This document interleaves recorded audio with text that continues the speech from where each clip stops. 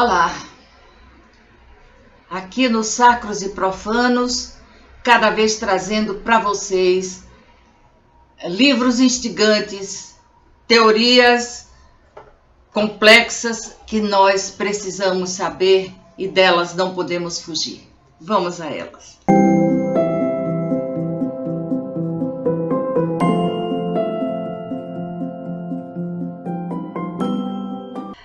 Hoje eu trago um livro que eu considerei virulento, um livro que eu só percebi a agressividade dele na proporção em que fui lendo, que é O Anticristo de Nietzsche, de Friedrich Nietzsche.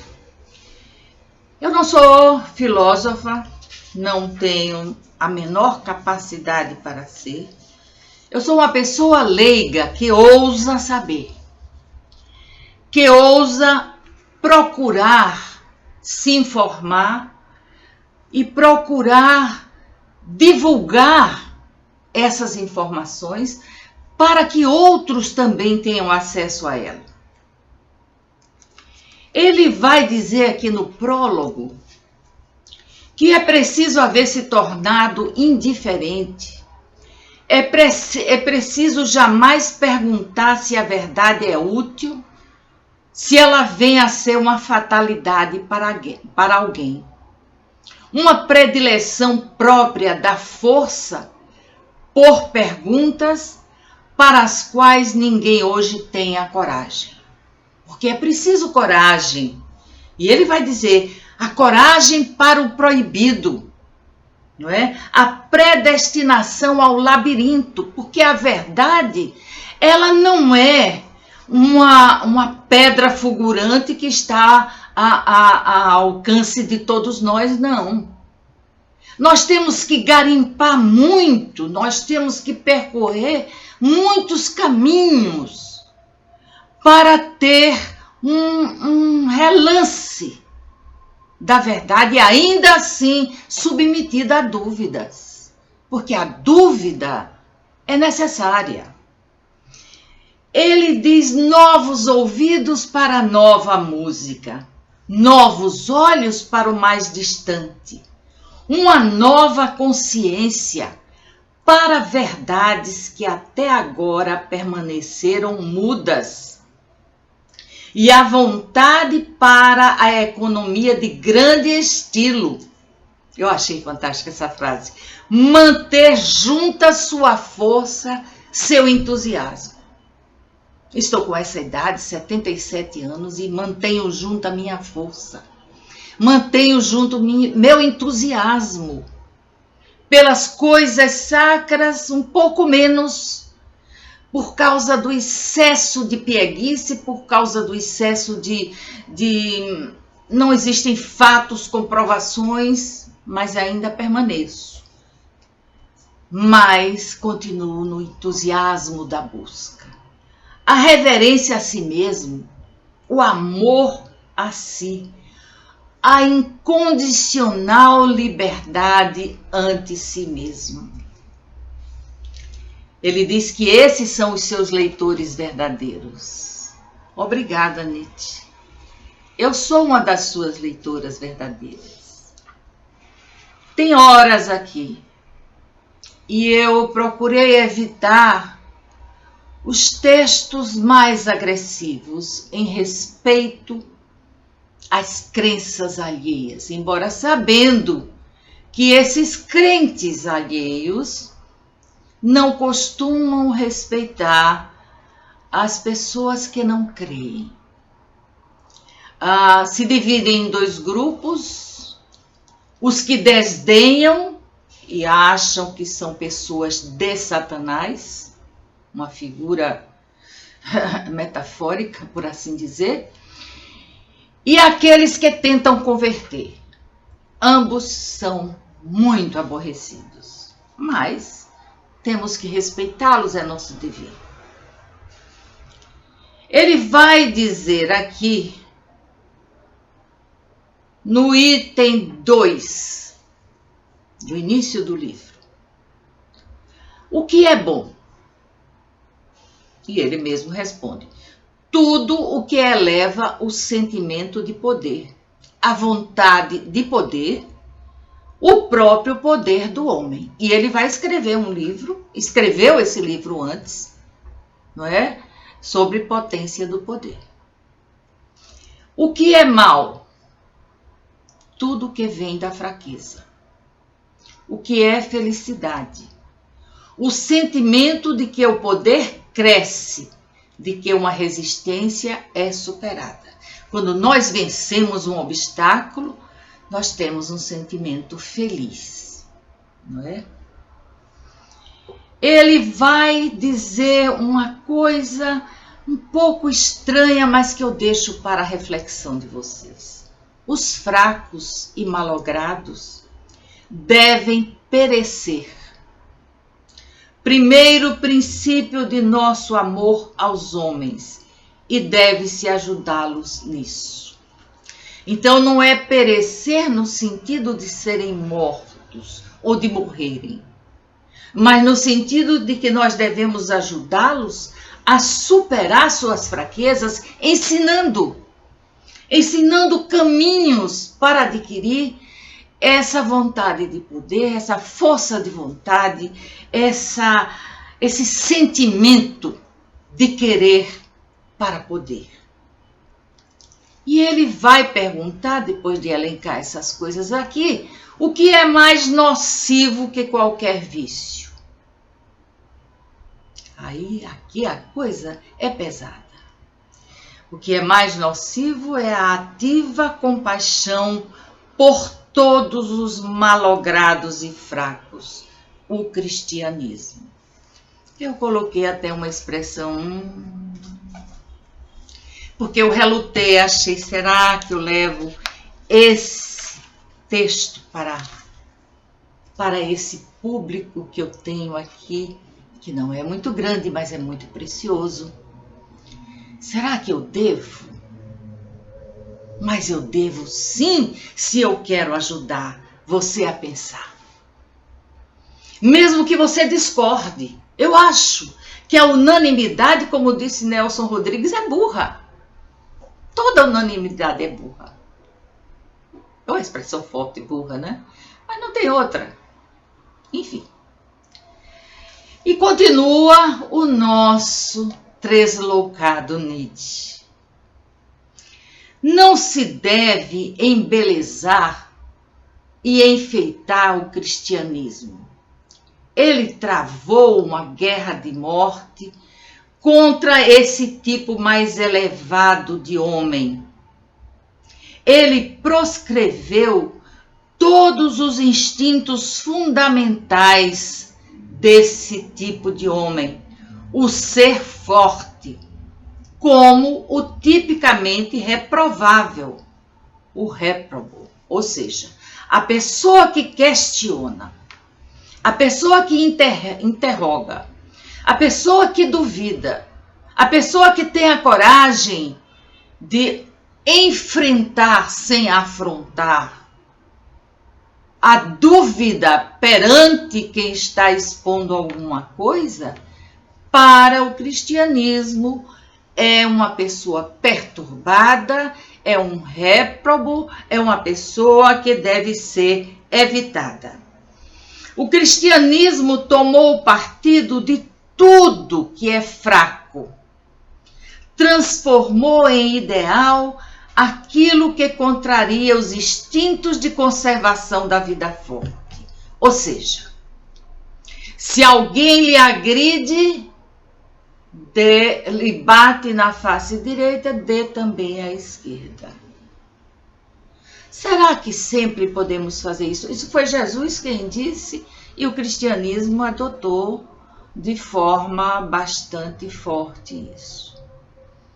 Tirando dos homens a virilidade da resposta, não da agressão no sentido de partir para a briga, isso é machismo, isso é uma coisa descartável.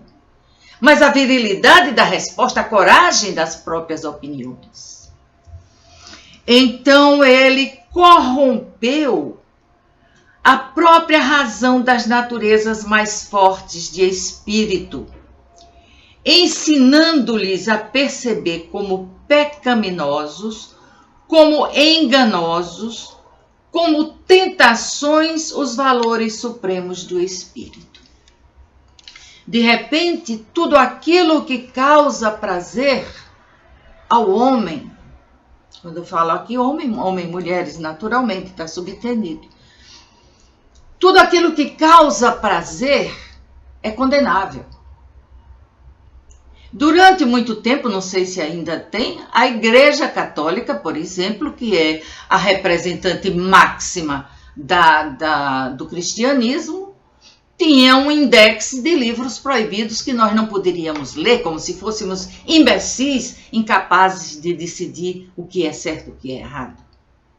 Por sua vez, as igrejas evangélicas, sem ofensa aqui a ninguém, com o maior respeito, algumas delas proíbem fortemente que a pessoa assista televisão, que faça transfusão de sangue em seus filhos, que apesar do salário pequeno e vergonhoso que nós temos em nosso país, essas pessoas tomam uma lavagem cerebral para dar o dízimo às suas igrejas, sob falsas promessas e duras ameaças.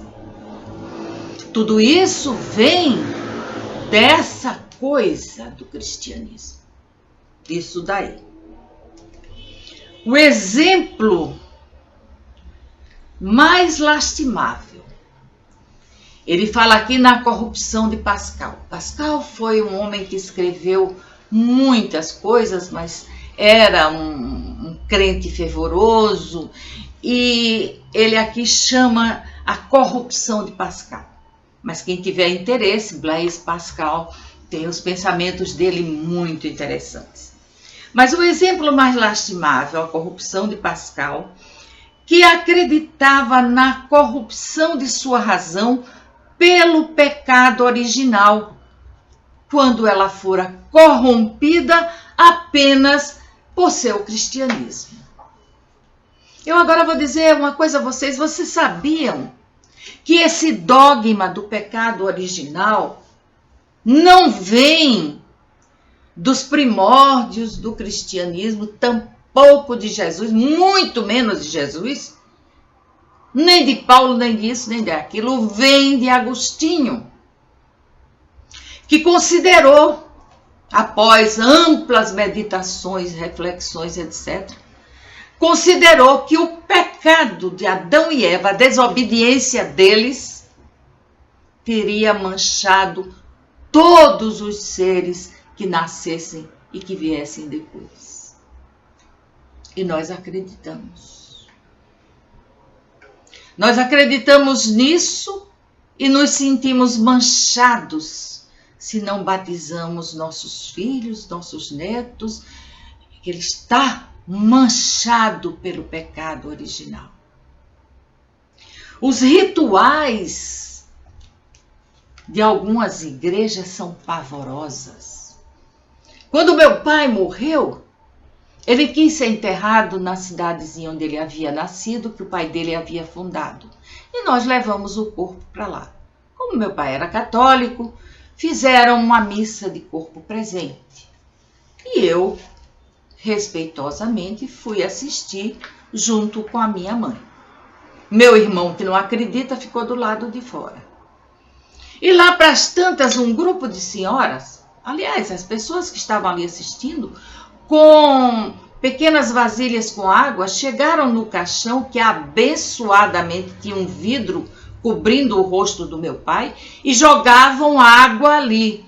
Eu perguntei para uma senhora do lado, por que estão jogando água no meu pai, no rosto do meu pai? Ela fez para lavar os pecados dele. Eu nem falo a vocês o tamanho do meu choque. Mas vamos continuar com Nietzsche, que é chocante bastante para nos tirar dessa mesmice dessa coisa de aceitar tudo sem discutir.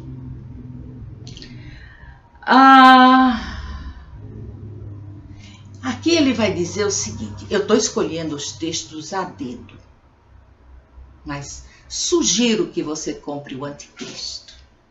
Embora no final eu lhes diga uma coisa que vai fazer com que a gente compreenda melhor.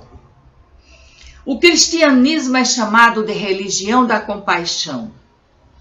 A compaixão se opõe aos afetos tônicos que elevam a energia do sentimento de vida. Ela tem efeito depressivo. Eu, por exemplo, detesto que tenham pena de mim. Detesto. E eu vejo que algumas pessoas não suportam o papel de vítimas.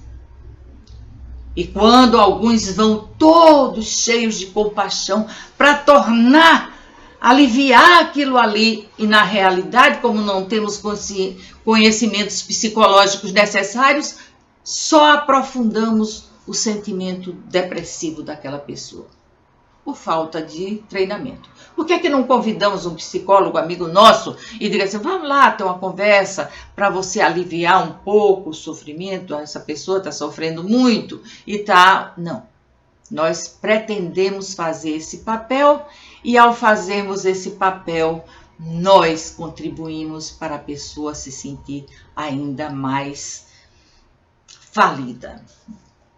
Bom, o indivíduo, diz Nietzsche, perde a força ao compadecer-se. Nos enfraquece, a compaixão nos enfraquece. Quando eu era mocinha, eu dizia, eu detesto sentir pena. Eu não entendia que a pena me enfraquecia. E eu ficava dias com aquele sentimento ruim dentro de mim. A perda de força que o padecimento mesmo já acarreta à vida é aumentada e multiplicada pelo compadecer. O próprio padecer torna-se contagioso através do compadecimento. Em termos bem gerais, a compaixão entrava a lei da evolução, que é a lei da seleção. Conserva o que está maduro para o desaparecimento. Peleja a favor dos deserdados e condenados da vida. Pela abundância dos malogrados de toda espécie que mantêm vivos e dá à vida mesma um aspecto sombrio e questionável. E ousou chamar-se isso de virtude. Em toda moral nobre, entretanto, ela é considerada fraqueza. Muito bem. Daqui ele vai discorrendo sobre vários assuntos. Ele vai citando Schopenhauer, que foi um filósofo do pessimismo, mas temperado com um pouco mais de moderação. Ele também diz que nós, que é a nossa espécie de amor ao próximo, dessa maneira é que somos filósofos, nós hiperbóreos. O cristianismo nos fala da pureza,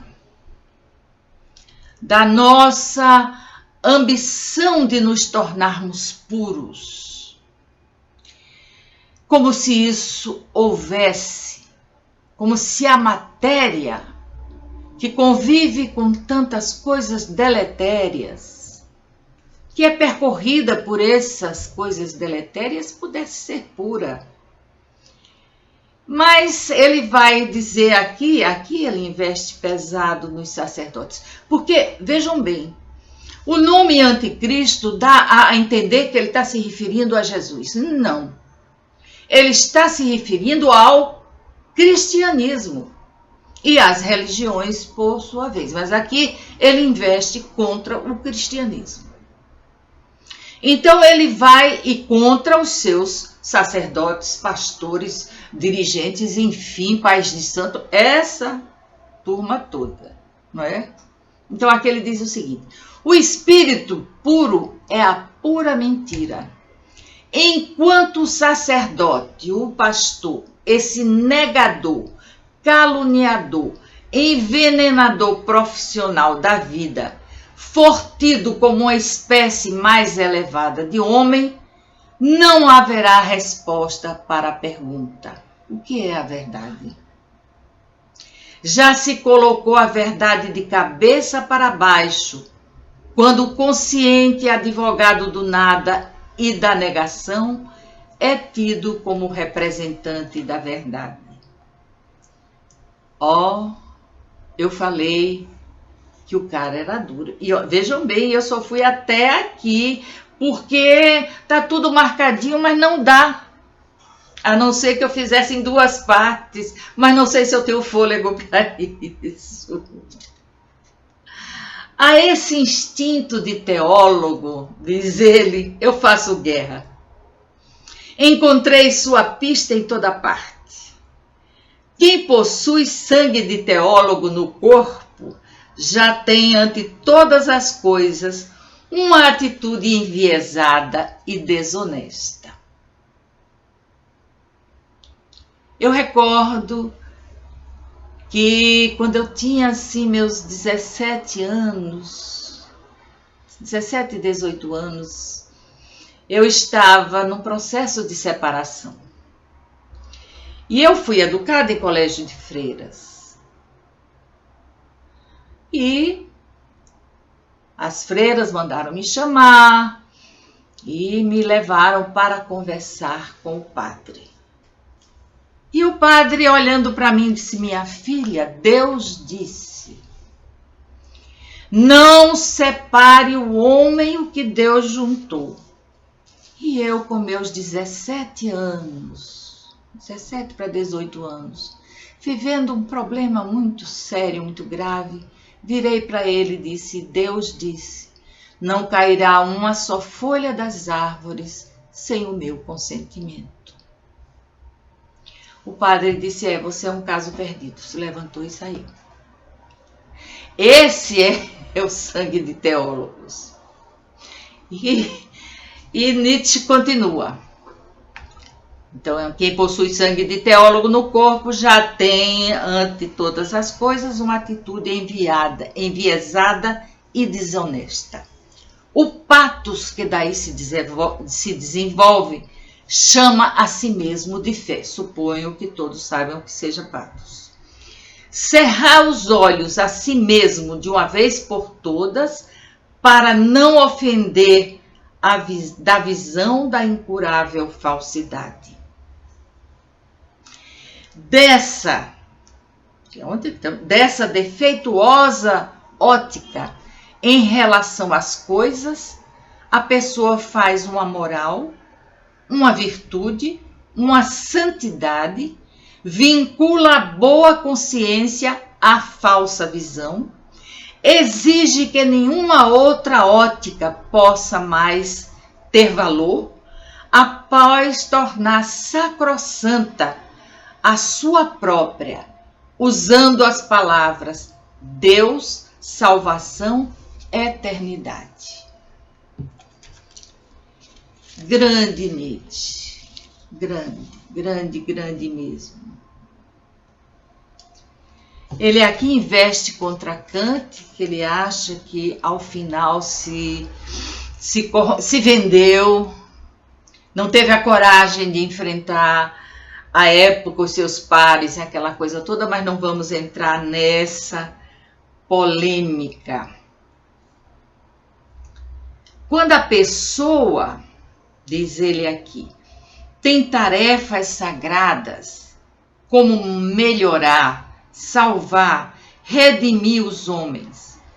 Quando carrega no peito a divindade, quando é porta-voz de imperativos do além, Uma tal missão já a situa do lado de fora de toda avaliação apenas racional,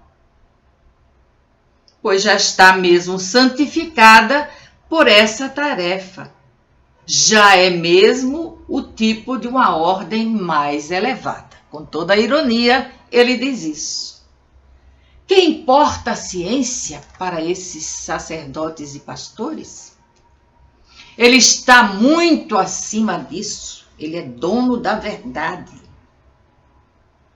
Ele diz com toda segurança: eu sei que quem peca vai para o inferno. Ele está, portanto, muito acima disso. E o sacerdote e o pastor dominou até agora. Ele determinou os conceitos de verdadeiro e não verdadeiro. E os carneirinhos seguiram atrás. Quer desse rebanho, quer desse outro. Não importa. Não importa o rebanho, não importa o redil, não importa o pastor, não importa o condutor. A ação é a mesma, não é? Então vamos procurar mais uma tacada dele aqui. Eu vou lhes dizer, eu gosto desses desafios. E eu gosto de ler, e leio com a cabeça muito livre. Então vejam bem, aqui ele vai dizer: nem a moral, nem a religião no cristianismo tem algum ponto de contato com a realidade. Nada senão causas imaginárias. Deus, alma, eu, espírito, livre-arbítrio, ou também cativo. Eu sou da escola de que não existe livre-arbítrio. Estou com Schopenhauer, estou com Carl Sagan, estou com muita gente boa, hein? Eu não acredito. Nada senão efeitos imaginários. Pecado, salvação, graça, castigo, perdão dos pecados. Comércio dos pecados. Senhor, se me conseguires isso, eu te dou aquilo. Eu deixo de fazer isso ou aquilo. Um comércio entre seres imaginários, Deus, espíritos, almas. Uma ciência natural imaginária, antropocêntrica, total ausência do conceito de causas naturais.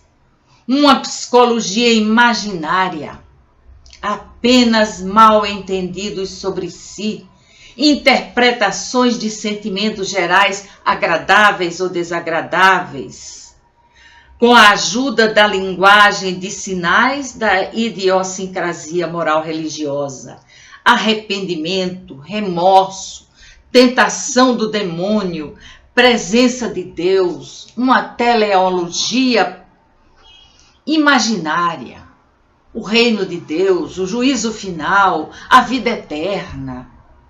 Ontem eu li em Carl Sagan que algumas religiões, principalmente nos Estados Unidos, elas anseiam pelo apocalipse e não pretendem fazer nada contra, porque é a vontade de Deus. Alguém já leu o Apocalipse? Eu li, porque um dia desses eu falei nele aqui e alguém disse assim: mas o Apocalipse não é tão ruim assim. E eu disse: é verdade, eu nunca li. Eu vou ler. E como eu estou fazendo um estudo um estudo literário sobre a Bíblia, eu estou com um livro chamado Livro da Vida, que tem, não é perturbado por versículos, capítulos, nem coisa nenhuma, e eu li todo o Apocalipse e fiquei horrorizada. Bom, ainda bem que não é verdade. Esse mundo de pura ficção, diz Nietzsche, diferencia-se do mundo sonhado, com enorme desvantagem sua, pelo fato desse último refletir a realidade, enquanto ele falseia, desvaloriza e nega a realidade. enquanto ilude as pessoas dizendo: ah, mas se você tiver fé, você consegue. E quando você não consegue a coisa, para onde vai a culpa? Você não teve fé suficiente. Ou pior, ah, meu bem, você não teve merecimento ante os olhos de Deus. Colocando em cima da pessoa um sofrimento intenso. Minha culpa.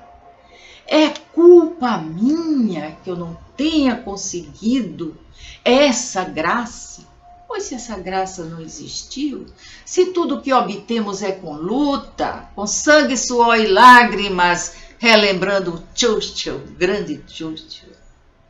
Somente depois de inventado o conceito de natureza em oposição a Deus, natural teve de ser igual a reprovável. Todo esse mundo fictício tem raízes no ódio ao natural, à realidade. É a expressão de um profundo mal-estar com o real.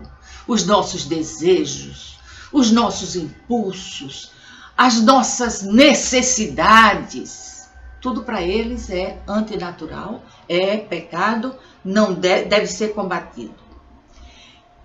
Mas isso explica tudo, diz Nietzsche. Quem tem motivos para furtar-se mendazmente à realidade? Quem com ela sofre. Mas sofrer com a realidade significa ser uma realidade fracassada. A preponderância dos sentimentos de desprazer sobre os sentimentos de prazer é a causa dessa moral e dessa religião fictícia. Uma tal preponderância transmite a fórmula da decadência. Acreditar que um Deus lá em cima está ocupado a vigiar os meus pensamentos, palavras e obras. Bem, meus amigos, nós já estamos com 32 minutos e eu nunca quero abusar de vocês. Eu quero sempre ter vocês por perto. Quero dizer a vocês, entretanto, que em relação a esse livro há uma coisa séria e grave a dizer. Foi o último livro escrito por Nietzsche em 1888. Se eu não estou enganada, se eu estiver, me corrijam. Em 1889, ele estava gravemente enfermo de uma doença mental. Então, esse livro aqui foi compilado, em parte por sua irmã, que era uma fervorosa, crente, piedosa e tal, mas ainda assim ela foi fiel ao texto, coisa que ela não fez em um outro livro dele que também foi publicado depois. Esse livro é da Companhia das Letras. Tem aqui também Ditirambos de Dionísio, uma série de poesias, mas eu gostaria muitíssimo que vocês conversassem comigo sobre esse anticristo de Friedrich Nietzsche. Muito obrigada a todos e até a próxima.